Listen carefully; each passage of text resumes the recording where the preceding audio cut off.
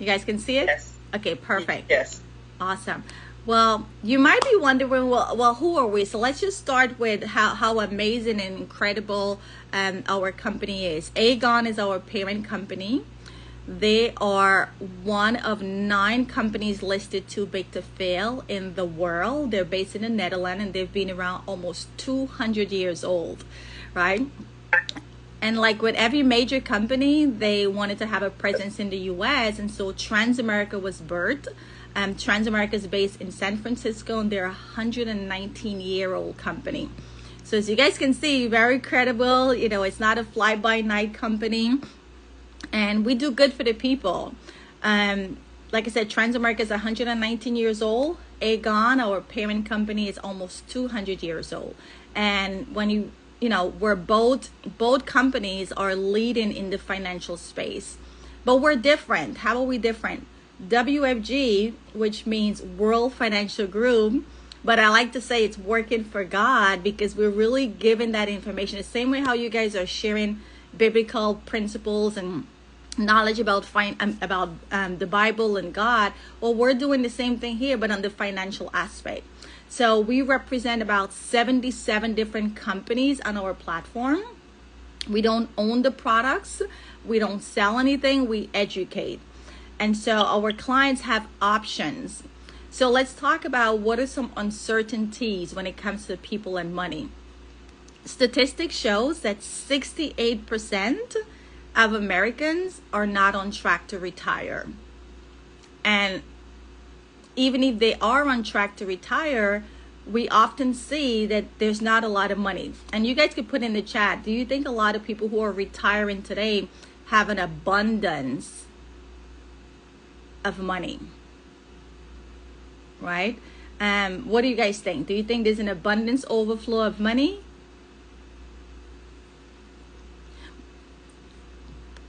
Let's see, what does the chat say? No, exactly, no, right? So even though we have, you know, people that are retiring, there's 10,000 people retiring every day.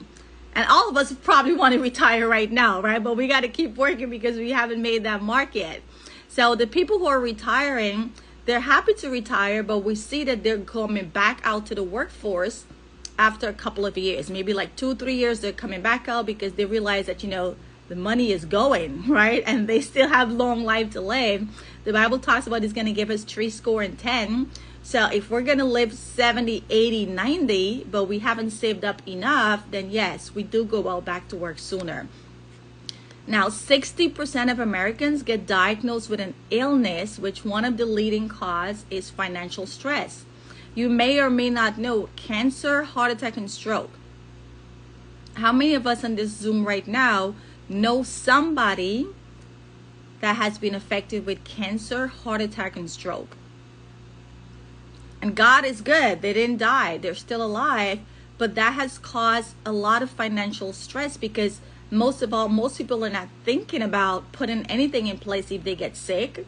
And because we don't have things in place, when we do get sick, we don't have enough money. We exhaust our 401k, 403b IRA, or whatever we have with our job. But cancer will wipe out someone's entire life savings in under 2 years, right? And if some people get cancer and they don't want to do the pharmaceutical chemo stuff, or they want to try alternative medicine, well, alternative medicine doesn't take your health insurance. So now you got to come out of pocket, right, with cash. And so we teach people how to build a solid financial foundation, that whatever life throws at us, because we know there's going to be sunshine, there's going to be thunderstorm, there's going to be rainy days. And we, you know, the Bible doesn't exempt us from not having bad times. He said we're going to be tested. They're going to have bad times. Things are going to come at us. But no weapon formed against us would prosper. And so even though we're going to get sick and we're going to beat whatever it is, we still have to have the money to get the best care and the best treatment. And so we show families how to set a solid financial foundation. This way you can weather the storm, whatever life throws at us. 64% of Americans live paycheck to paycheck, and I think we all know that that's true, right? We don't make enough, but yet still we're spending more than we're making. And so here we empower people to start thinking about how can you have another source of income? Me teaching at St. John, even though my students are going to graduate with a degree and they're going to go on to get a job, I still tell them, look for ways where you're in control of your future. Look for ways where you can have another source of income, so you're not dependent on a job, because as long as we're dependent on that job, if we get fired, we're devastated. And 84% of people want to work somewhere where work matters, right? Unfortunately, some of us, we have to go to the job because we need that paycheck. But how many of us are truly happy and passionate about what we're doing and it makes a difference, right? The work that I do here makes a difference. The seeds that I'm planting today are going to blossom and bear fruits long after I'm gone. So the work that we do here in WFG is truly impactful, right? We're putting people in a position to know what's going on with their finance and to ultimately win the money game. And so I'm going to segue into teaching you on 3 rules that the wealthy do very, very well. And if we understand these 3 rules, we can all win the money game. So, has anyone ever heard of Albert Einstein?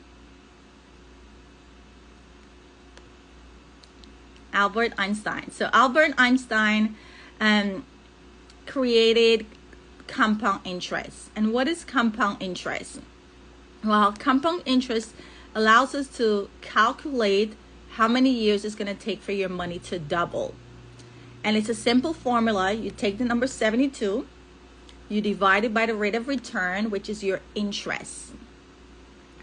And that gives you the number of years. So let's say you have your money anywhere earning 4%. Well, 72 divided by 4 is 18 years. So if you have 10,000 today, let's say in the bank, stock market, wherever, right? And you're earning a 4% interest, well, that 10,000 will take 18 years before it doubles to 20. That's a long time.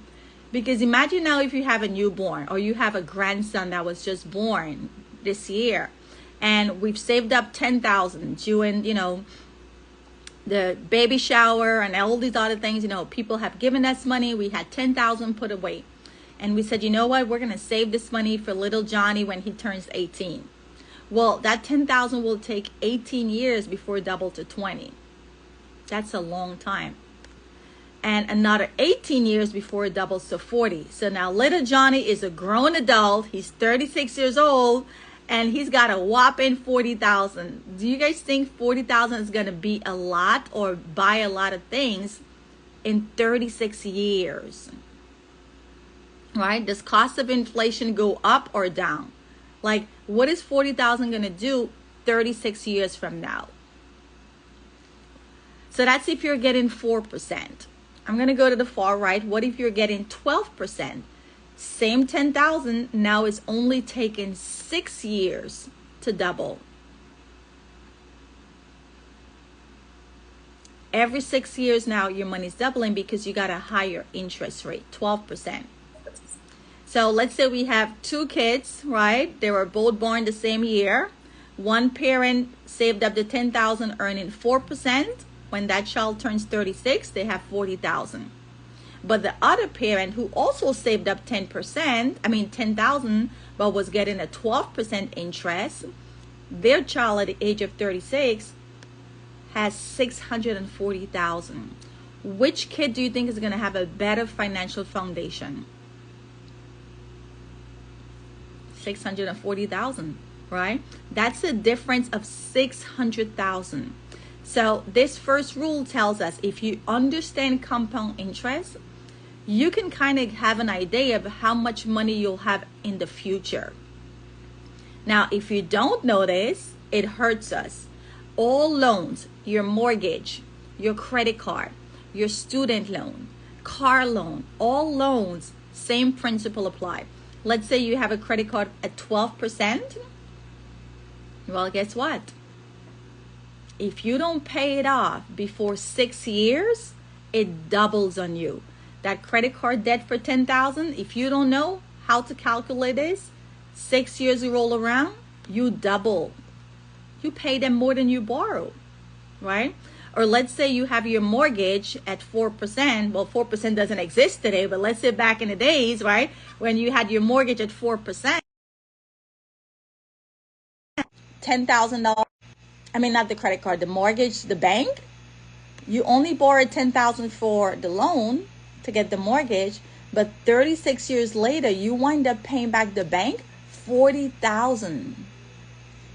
So ask yourself, if you're a homeowner right now, tell you that, hey, by you simply put in an extra 100, 150, or 200, maybe you can't do it the first year. Maybe you can't do it the second year. But have they ever told you that, hey, if you put a little extra and have it applied to your principal, not the interest, it does not take you 30 years to be mortgage free, right? Or when you're borrowing money for school or a loan, they don't tell us these things because as long as we don't know, they're making more money off of us. And I say they because it's whatever the institution is that we're borrowing money from, right? So if you have any credit cards, you have any loans, you have student loan, you have a mortgage, do the math. Take 72, divide it by whatever interest you're getting, and try to pay it off before it doubles. The Bible talks about you do not want to be the borrower. The borrower is a slave to the lender. And if we're a borrower, we have nothing extra to lend or give anybody. So why would we want to stay in debt longer and pay more money, be a slave to the lender, and don't even have enough to bless other people with? That's not good, right? Now let's talk about how your money's going to grow. As you're growing and building your wealth, you want to protect your money. You could put your money in the bank where it's going to be safe, but it's not going to grow a lot because the interest is not a lot. You could put your money in the stock market, which is where 95% of us have our money, because that's what they tell us to do. You get a job, they tell you sign up for a 401k or a 403b or a 457 or whatever your job is giving you. And here, the money is not safe, right? It goes up and down with the stock market. So when the market go up, that's great. We love it. We made money. But when the market come down, you lose money. And because everybody else is losing, we think it's okay and it's normal. But the 5%, the wealthy people, they know that that's not normal. And so they put their money in index accounts, which are only offered with certain type of life insurance companies. And these life insurance companies, there's only about 50 of them in the country, and we have about, I would say, maybe like a good 30 of them we have on our platform. Now, when you put your money with an insurance company, and I know it's kind of taboo for us Black people, we think life insurance has to do with debt. We need to unlearn that. Wealthy people don't get life insurance for debt. Wealthy people get life insurance to build tax-free wealth. So on one hand, you have us thinking, for kids, how are we going to do that? This is one way that we can do it, right? This is one way that we can do it.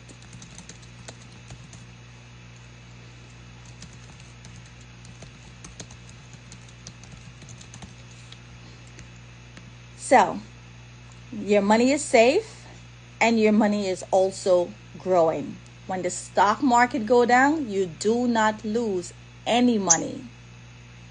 You do not lose any money. Now, that's how, as the money is growing, we have to protect it, right? Because we don't want to be rich today and poor tomorrow. Or we don't want to work hard and save this money, but as we're growing it, we're also losing some of it. The third rule to money is, how is the money going to get taxed? We live in America and we have to understand the tax game, because based on where your money is sitting, it's going to get taxed different. We're just sharing the information. We're educating out the public.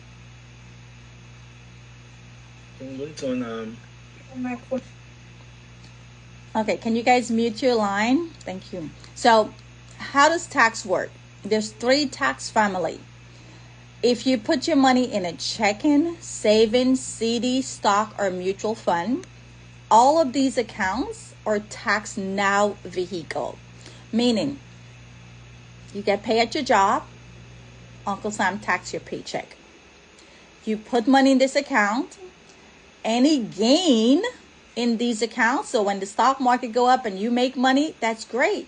By the end of the year, Uncle Sam is right there waiting to collect tax on the gain. It is what it is, right?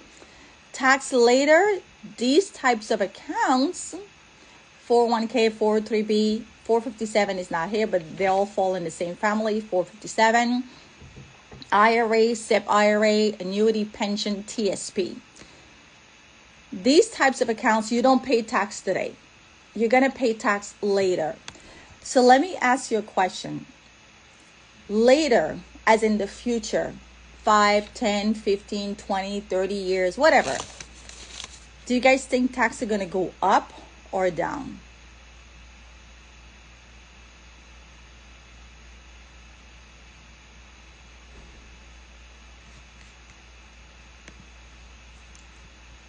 Or another question, as we continue to live, do we think things are going to go up? Cost of living is going to go up, or is it going to come down? Are things going to get more expensive, or they're going to get cheaper? Right? So when your grandkids are adults and they're ready to buy a house, they're ready to send their kids to school, they're ready to start a business or whatever, right? As we continue to live, things will get more expensive. So that tells me we have to make more money, number one, to keep up with inflation. And that also tells me that all this money that we have saved up in these accounts, yes, it's good that we're saving it, but let's talk about how is the taxes going to impact this money. Because the bigger question is how much money you're going to get to keep. Because your 401k statement might show you have $500,000, but you don't get to keep $500,000. This $500,000 needs to be taxed at an undisclosed rate. You and I have no idea what tax are going to be like 5 years from now. You and I don't know what cost of living is going to be like 5 years from now. So this is the equivalent of you borrowing money from somebody and you do not know how much interest you're going to pay on that money. Would you ever borrow money from anybody if you don't know how much interest you're going to pay back? No, right? But guys, this is what we're doing. We're borrowing money or we're putting money in these accounts and we don't know. We don't know how much tax we're going to pay in the future. We don't know these are things we have no control over, really, but at least you want to know your options so you can make the better decisions. It is what it is, but we need to know our options, right? The Bible says, lack of knowledge we perish. We need the knowledge. We need the financial knowledge to be able to make a solid decision. So if all we have is money in these accounts and we know we're going to pay more in tax, we know cost of living is going to go up, well, how much are you getting to keep? How much are you getting to keep if you have no control over those other two things? But yet still, a lot of us don't know about these things, and they're not going to tell us because as long as we're in the dark, they're making money. And when I say they, the government is going to tax this money. The IRS is going to tax this money. So it's more tax for them, less money for your pocket, right? Cost of living is going to go up. It is what it is, right? We're going to spend more for things. It is what it is. We're just educating you so you can make better decisions. Tax-free account is what it is. It's tax-free. You pay the tax today. So as your money grows to whatever it grows to later, no tax. And I always like to say tax-free money means more money. Because if you have $100 and that $100 needs to be taxed, well, you don't have 100, you have less. But if somebody else has $100 and that's no tax, then he has $100. So he has more than you because you have to tax your $100. So you're going to have less.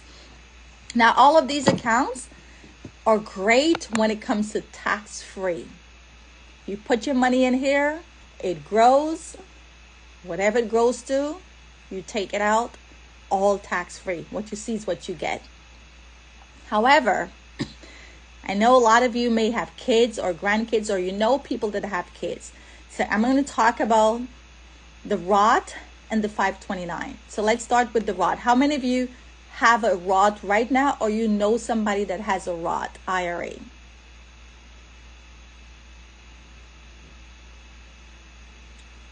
Okay. Awesome. So the good thing with a Roth is that, yes, it's tax-free, right? But if you're under 59 and a half year old, right, and you want to touch this money, now you're going to have to pay a tax and penalty. 10% penalty if you're under age 59, and you got to pay the tax now because you're under age 59. The government wants us to keep this money there for over 59 and a half. When you put it there and you don't touch it at all until 59 and a half, you get the full benefit, all the benefits. But if you're under 59 and a half and life happens, an emergency happens, or maybe you want to send your grandkids to school, or you want to buy a car, or you want to pay off your mortgage, or you want to start a business, well, you're under 59. And if you are, now you get hit with this 10% penalty. The other thing with a Roth IRA, does anybody know what is the maximum you can contribute per year in a Roth?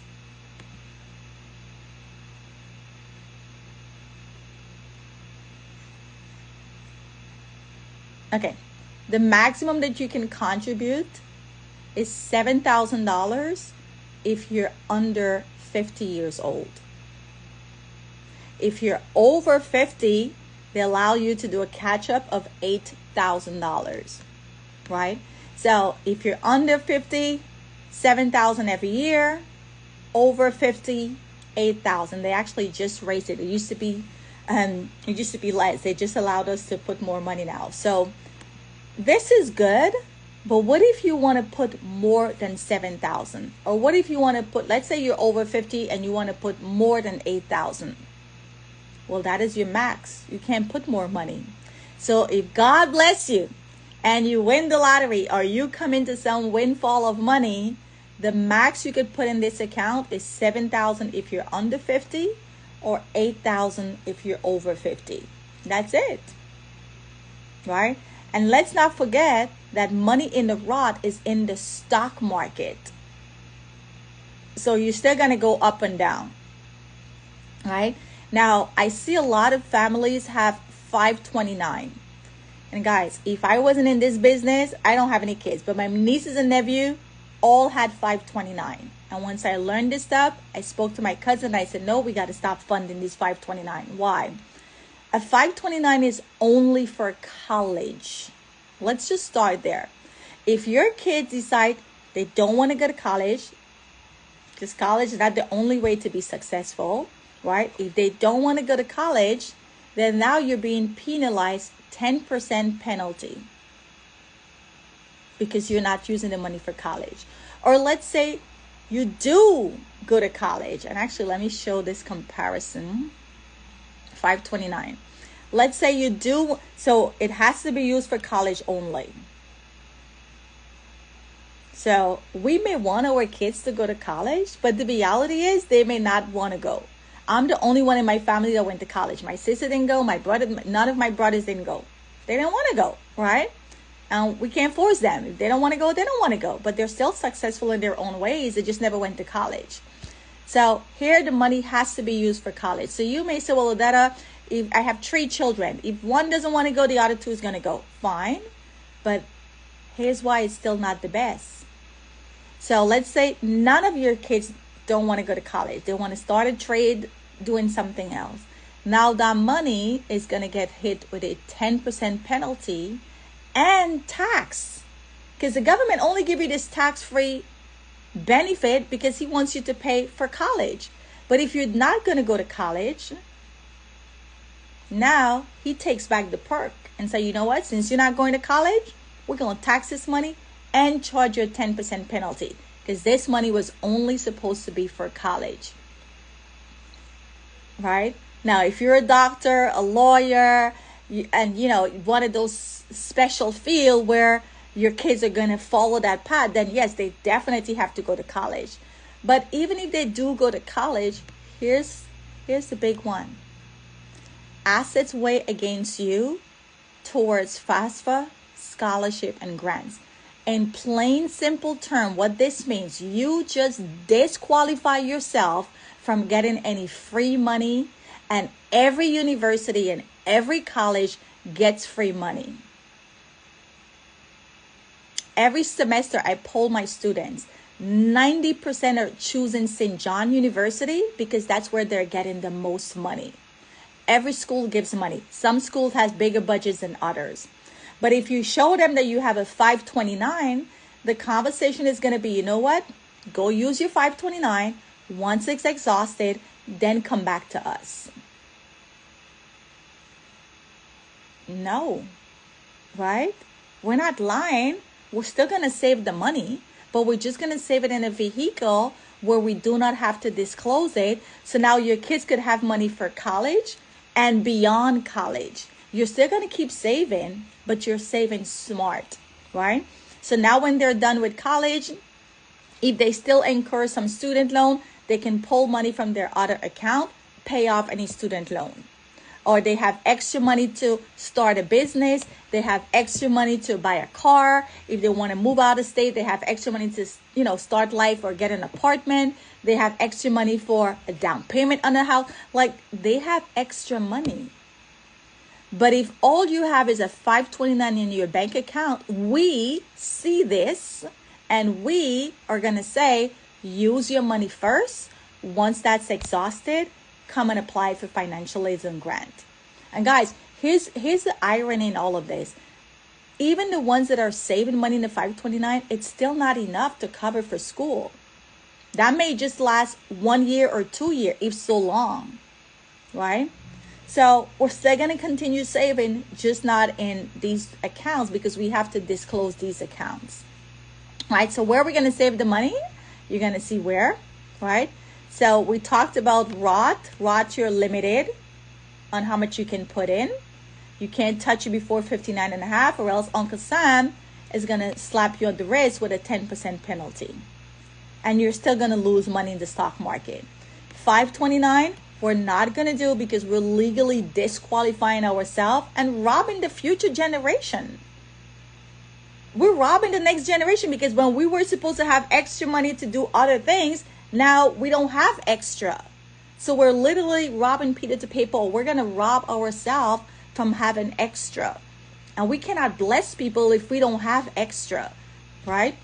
So 529 is also in the stock market.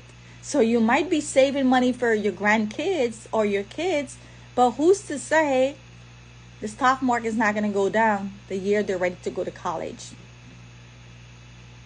Like in 2020 with COVID, 2011, 2008, stock market was down those years. So if your kids were scheduled to go to college in 2020 COVID, they would have lost 30 to 40% because the money's in the stock market, right? Now, these other three, executive bonus, long-term care, and cash value, these are all insurance-based product. Life insurance, right? Life insurance. So let's talk about how do you build a strong financial foundation? Well, our company, Transamerica, which is number one, right? I like to brag about this, right? We are number one. We're the largest financial company in the world, right? When it comes to revenue. So we do a lot. We do pension, we do 401ks, all the retirement plans and investment. So Transamerica is number one selling IUL for 11 consecutive quarters. This is 3 years in a row. 3 years in a row, back to back. Number one, number one, number one, number one. We also got voted number one for term life with living benefit. Some of you who may have a term life insurance, make sure it has living benefits.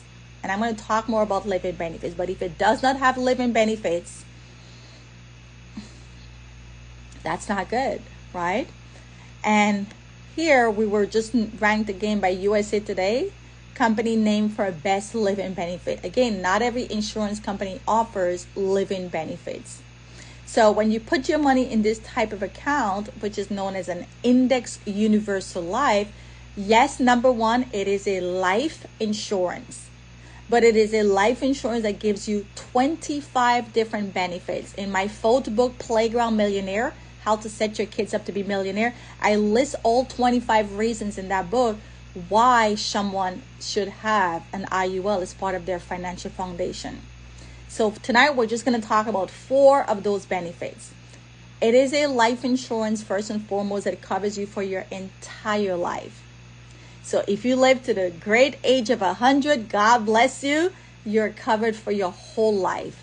If you have a term insurance, term is temporary and it's going to end within a specific term. So if you live beyond the term, there's nothing. Again, we're robbing the next generation. We're not building wealth, right? So when you put money in this type of account, Index Universal Life, well, there's a cap on how much interest you can earn. 13%. But God has been good, and Transamerica has been doing so well that they just created an upgrade to the IUL that now it's unlimited. So whatever the stock market does, that's how much you can earn in interest. Also, you have guarantee, which you cannot get with the stock market. So if you have money in a 401k, IRA, a Roth, right, 457, 403b, all of those accounts does not have guarantee, meaning yes, you could make money, but you could also lose money. Well, with your IUL, this is an insurance contract that gives you guarantee that even when the stock market go down, you're still going to make money. Guarantee 0.75. Warren Buffett talks about this. Never losing money, even when the stock market is going down. And all of this money, because this is an insurance product, IRS code 7702, it is completely tax-free. Now, some of you that are on this Zoom tonight, if you are a business owner, if you are an entrepreneur, if you're self-employed, you definitely for sure want to make sure you get one of these accounts because it is tax-free. The money that you're going to fund your premium with is a tax deduction. So let's say you put $20,000 a year in your IUL. Well, when you file your tax, let's say you make $100,000, you're not going to get taxed on $100,000. You're only going to get taxed on $80,000 because the $20,000 that you fund your retirement with is a tax deduction. And you could only do this if you are a business owner or self-employed, right? So if you're a business owner, you definitely want to make sure you get this because, hey, tax-free money means more money, right? So all of this money is tax-free, and guess what? There's no age restriction, right? There's no 59 and a half rule, right? If you want to pull money out to pay off your mortgage, pull money out to send your kids to college, pull money out to start a business, it does not matter. There's no age, right? Last week, I mentioned this last night. My neighbor called me. Well, 2 months ago, the husband called me, and then last week, the wife called me. They wanted to redo their kitchen. They have real estate properties and they wanted to spruce up the property. So the husband took out $5,000 from his IUL. The wife last week, she took out $3,000 from her IUL. Now, if they had this money in a 401k or an IRA, what do you think would have happened? If they had called their company to take out $5,000 and $3,000, they're both under 59 and a half. So what do you guys think would have happened?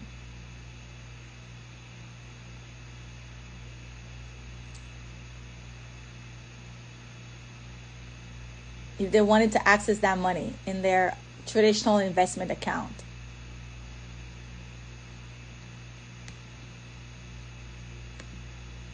Right? They're under 59 and a half. They wanted to take out 5,000. The husband, the wife took out 3,000. And if you have a 401k or an IRA with your job or a 403b, how easy is it for you guys to borrow money from those accounts? What is the conversation like?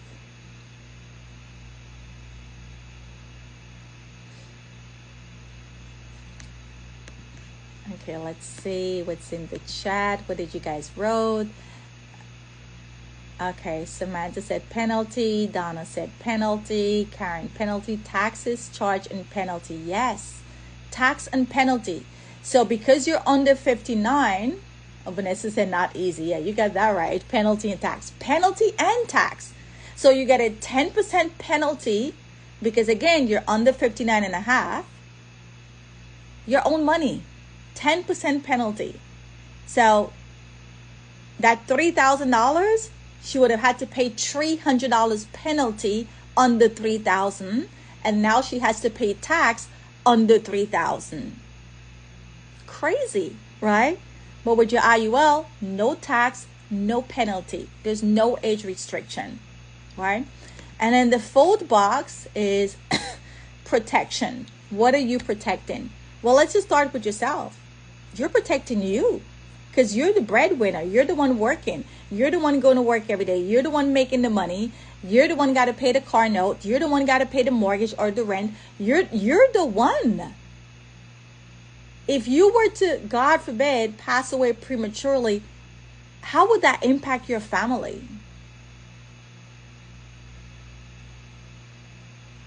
God forbid, if we pass away prematurely, you're gone. Your income is gone. What's happening to the people that's left around you? Your spouse or whoever you have in your life. Right? So you got to protect you first. Because when you're gone, the income stops. But life still has to go on. The kids still got to go to school the next day. The mortgage still got to pay at the end of the month or rent. Right? So you're protecting you first. But also let's talk about living benefits. What is living benefits? Every day, 30 to 40 seconds, people are being diagnosed with cancer, heart attack, and stroke. Who on this call knows somebody that was affected with cancer, heart attack, and stroke? Put in the chat.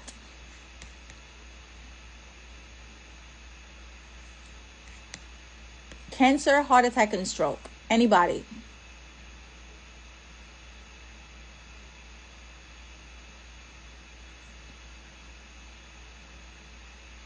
Cancer, heart attack, and stroke. Guys, it is frightening, right? It is frightening, but because we're people of faith, we're not going to let fear get to us. But it's happening. Let's not be naive. This month, October, is Breast Cancer Awareness Month. Cancer, heart attack, and stroke is happening every 30 to 40 seconds. Someone is being diagnosed. Right? So God forbid, if these people had, let's say, a plan that offers living benefits, yes, they got diagnosed with an illness, but now they have access to money to fight the disease. They have access to money to get the best care. They have access to money. They want to try alternative medicine or alternative treatment, right? One of our business partner, Marcel, God bless the dead, she got diagnosed with cancer, and like within 3 months, she was gone. 3 months. They caught it too late. In 3 months, she was gone. And she's a holistic person. She knew she was never going to do chemo. She was in the middle of raising money. There was a GoFundMe set up, raising money for her to go to alternative treatment, holistic treatment. She died raising the money.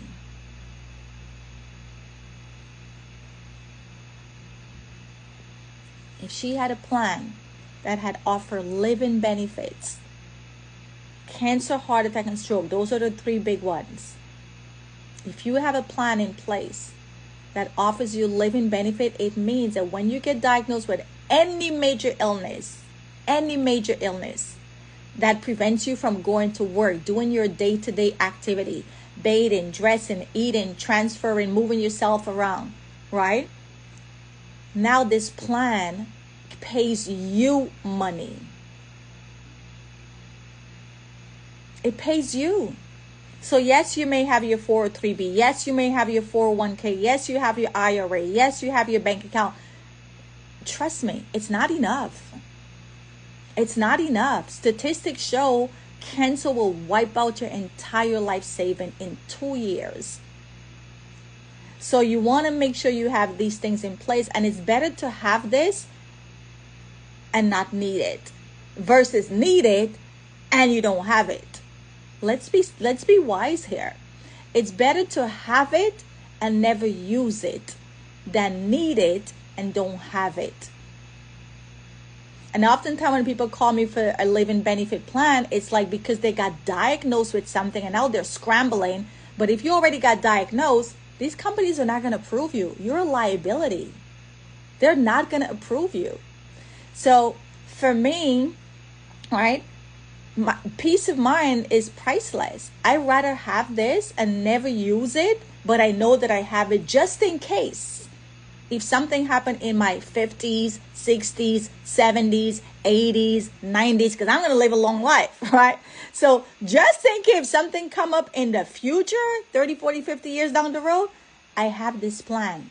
So this is peace of mind, so I don't have to exhaust other stuff. Because we don't know if we're going to have other stuff when something does hit the fan. This is why we see so many GoFundMe. Someone passed away and immediately we're begging for money to bury that person. It doesn't have to be that way, right? So our organization, we do everything from birth to burial. We help families with setting up their trusts, doing their will. And by the way, let me talk on will right now. I used to think that a will is the best. But what I've come to learn with doing this business is that the will is going to send you straight to probate court. A will have the government taking everything from you and paying your creditors first and your generation last. So although a will is a start, if you have assets, if you have money, over 100,000 ideally, or you own real estate, you want to put all of that in a trust. Because if you do not put it in a trust, your family is going to be going up the court step and join the line with probate court, which is about a year behind. A year behind. And now you got to hire an attorney and the judge decide who gets what after everybody else gets paid. Everybody else is going to get paid first. Your family is going to get paid last. Right? You want to be in control. You want to make sure that the right people get what you leave them. But if you only have a will is going to have you going straight to probate court. Now, don't get me wrong. Something is better than nothing, right? A will is better than nothing, but you really don't have a lot of saying if the judge is going to have the final say. We had a person that passed away, and the money in the bank account, the only daughter could not even access the money in the bank account. She showed her birth certificate. She's the daughter of the person that passed away. She could not access the mom bank account. And she had a will, right? So let's not make things complicated for ourselves and the people that we're going to leave behind. Let's be educated, put things in place. Yes, you could put yourself as a beneficiary on the bank account. Yes, you could put yourself as a beneficiary in other accounts, but you're still leaving the gray area that's left for contestability. If you put it in a trust, nobody is saying nothing, and you're still controlling from the grave. You're still controlling from the grave. Whatever you set up in that trust, that's what's still speaking for you, even though you're not here. If you say, mom should get some money, dad should get some money, my siblings should get some money, and how much they should get and when they should get, that's still happening with or without you in the land of the living. But if you only have a will, now they're going to be fighting against each other. They could contest the will. They could say, well, it was fraud, or I knew she would have wanted me to have more. It gets messy. It gets messy, and it's uncalled for, right? And where there's money, there's always going to be some trifling and lying and cheating. We don't want that, right? Especially where people of faith. Let's put things in place. And I think that's all I wanted to share with you guys tonight. If anybody has any questions, I can take questions. And Samantha, do you want to add anything, or anybody? I know we have, I'm really excited. I believe the pastor's wife, and she's going to be talking also about wills and trusts. Yes, Sister Farah. So, Sister Farah, do you want to add anything else or share anything? Since you are an estate planning attorney, which is amazing, and thank you so much for the work that you're doing with helping families protect their assets long after we're gone. Good evening, everyone. I think you actually did an amazing job in covering most of the things that we need to be thinking about. I think that everybody's situation is so different depending upon what you have, what your assets are. I think it's important that everybody sit with someone who can help you plan your estate. Sometimes a trust makes sense. Sometimes a will makes sense. Again, it all depends on your assets.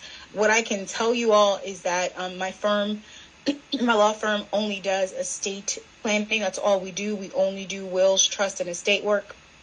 And I can tell you, well, first and foremost, I'm barred in New Jersey. I'm not barred in New York.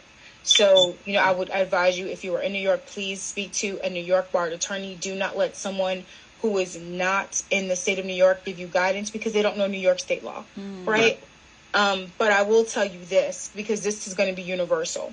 If you do nothing, you do absolutely nothing, you are left at the hands of the state implicitly. Here's what I can tell you. My law partner and I actually began doing trust and estate work accidentally.